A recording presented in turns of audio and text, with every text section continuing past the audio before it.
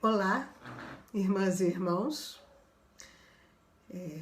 Eu fui chamada a falar com vocês hoje através desse vídeo, porque infelizmente nós não podemos estar juntos fisicamente.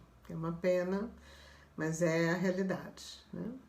A necessidade de isolamento social nos coloca nessa situação. São tempos muito difíceis, né? Muito difíceis. O que a gente sabe é que um pequeno vírus microscópico, acelular, desarranjou um mundo aparentemente tão planejado e cheio de regras para o bem viver. Um vírus que nos imobilizou a todos. Vivíamos em um mundo que corria aceleradamente em busca do sucesso, do prestígio, do poder e do dinheiro, né? E no qual o lucro pessoal, econômico ou a visibilidade dos egos superinflados estavam sempre em primeiro lugar. Esse mundo teve que se curvar e parar diante de um inimigo invisível e imprevisível, né? Quase incontrolável. Essa é a realidade diante da qual nos encontramos hoje. Triste realidade de muito sofrimento, de muita dor, de muitas perdas. Estamos então, né, diante de uma pandemia que nos coloca em uma crise mundial sem precedentes, que nos traz imensos desafios e que nos aponta para uma necessária mudança de paradigma, de modo de viver. Assim, precisamos tomar consciência, ainda que à força, muitos ainda não se deram conta disso, que o atual modelo civilizatório, consumista e predatório já não nos serve mais, porque não garante a vida para todos, né? Conduz à morte de muitos e poderá conduzir inclusive à morte do planeta. O que isso pode interessar, né, a uma reflexão que pretende falar sobre os valores morais da família, num congresso que se realizaria com o tema Família e Educação.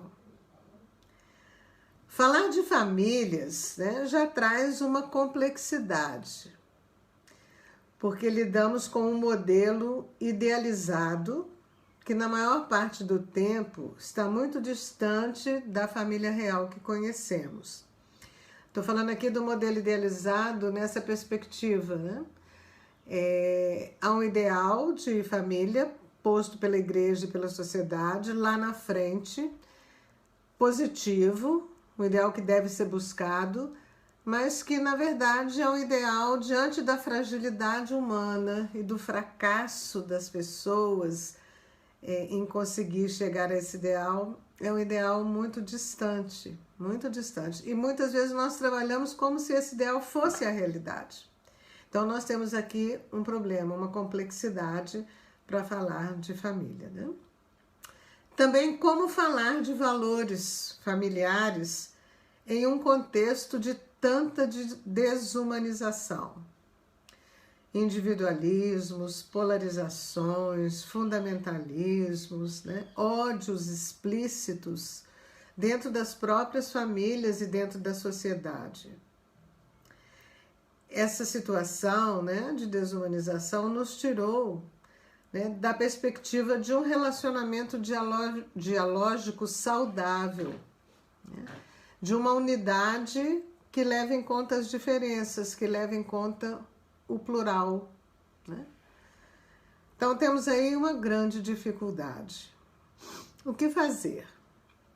Em primeiro lugar, eu penso que nós precisaríamos recuperar o que eu estou chamando aqui de uma espiritualidade, que nasce da capacidade de nos deixarmos conduzir para o deserto pelo Espírito, para enfrentarmos as maiores tentações que nos desumanizam: desejo de poder, de prestígio e de dinheiro.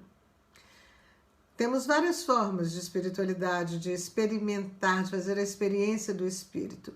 Espiritualidades litúrgicas, devocionais, aqui não estou falando delas, elas são importantes, mas estou propondo uma espiritualidade do deserto, uma espiritualidade da sede de Deus, uma espiritualidade da busca do sentido. Nesta quarentena, é interessante, né, que nós estamos vivendo essa quarentena, nós também estamos vivendo um deserto difícil e árido. Mas nessa quarentena nós poderemos colher frutos, né? Poderemos colher frutos, os chamados frutos do Espírito, que segundo Paulo são o amor, a alegria, a paz, a generosidade, a bondade, a fidelidade, a mansidão, o domínio próprio. O Espírito nos recorda a palavra aqui com P maiúsculo, aquela pela qual fomos criados e que habitou entre nós.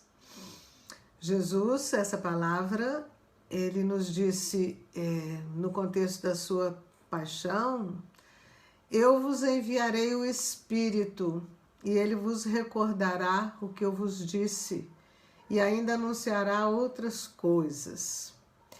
Então, esse Espírito, né, enviado pela palavra, nos chama para um deserto para que nós nos encontremos com a nossa verdade essencial. O poeta Carlos Drummond de Andrade disse certa vez que a palavra é o sentimento do mundo. Acho isso bonito, né? Assim é essa palavra, né, que é o sentimento do mundo, que somos capazes de acolher e de dizer. Essa palavra que pode nos fazer resistentes, resilientes, de aguentar o deserto, né? E pode também nos fazer reexistentes, quer dizer, pode nos fazer voltar à vida, voltar a existir como Deus quer que existamos.